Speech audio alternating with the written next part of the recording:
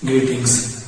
I am Shujat Ali from Medicos Lectures by Shujat, and today we are going to talk about the detail of anatomy and osteology of femur bone. So femur, it is derived from the word os femoris, which means thigh bone, and it is the largest, the toughest bone in our body, comprising of mostly 2/5 of our body length is by that of this femur. Having three parts: upper end, intervening shaft, and lower end in it. So let's first decide and discuss about the side determination of femur. So for side determination we have three main points: this upper end, this intervening shaft. On lower end we have condyles as a main deciding point. So if the upper end, it is facing medially and forward, in the same way the concavity that is present in this shaft, a bit concavity that is present, it is facing forward, and the condyles from posterior, these are the condyles, they are present posteriorly.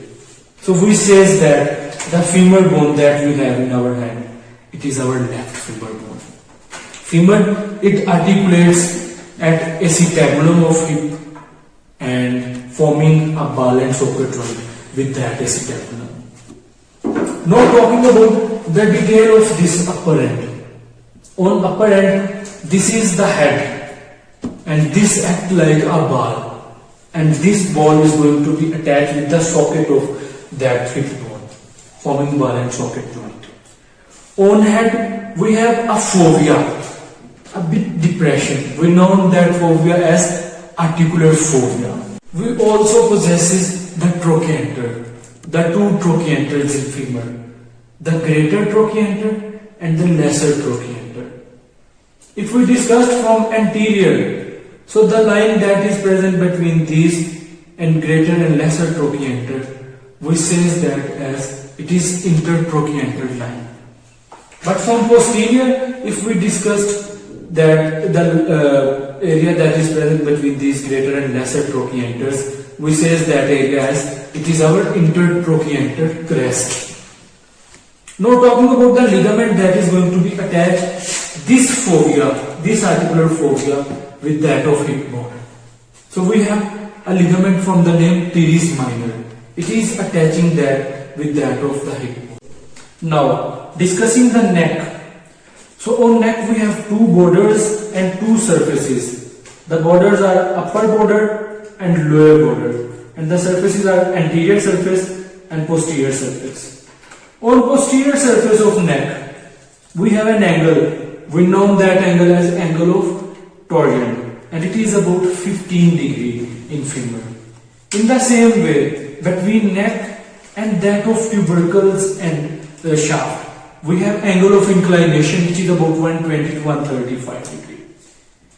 Now talking about the shaft in detail, so we divided the shaft in three parts to discuss its detail. We divide it in upper 1/3, medial and lateral 1/3. Talking about these medial 1/3 part first, so we have three borders on it, we have three surfaces on it.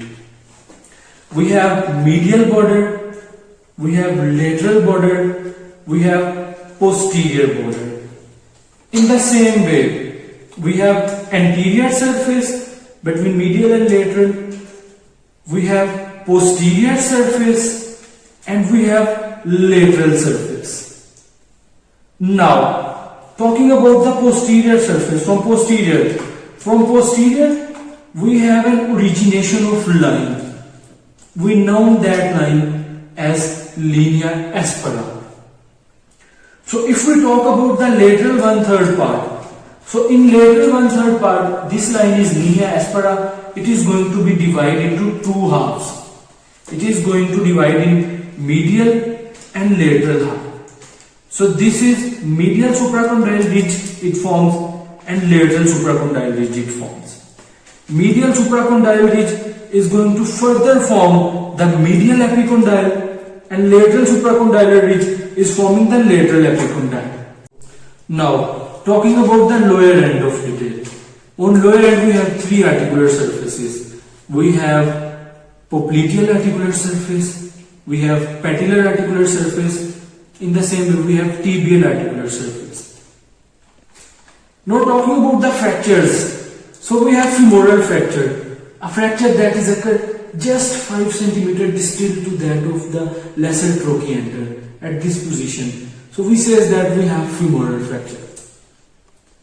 While accident, shaft has major chances of injury, and as well as the distal point of femur also have the chances of injury while accident, and we have fair clinical distortions that are going to be occurred. So this is our basic lecture on anatomy of femur. Hope you all understand it well.